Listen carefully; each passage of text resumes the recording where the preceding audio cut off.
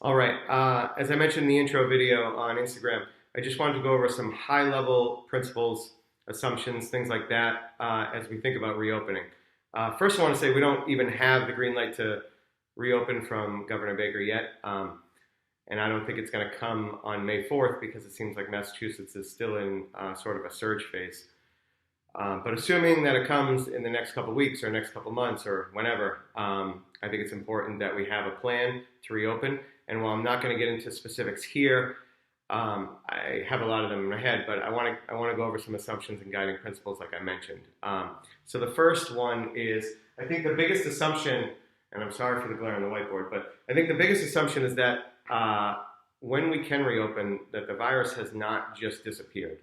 So I think we're still going to need to deal with the reality that the virus is around and it's being transmitted. And so some of our strategy will account for that.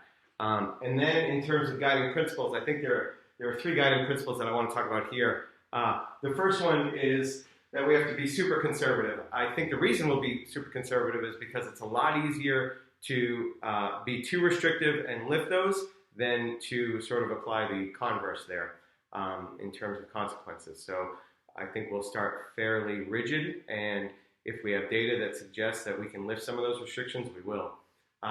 The second one is we need protection for the full spectrum of clients. So some clients are very young and some are not. And as I mentioned when we first shut down, we have some clients that have certain health issues, and we need to be cautious about that. So if we account for every single one of our clients, I think we're doing a service for everybody. So that's the second guiding principle.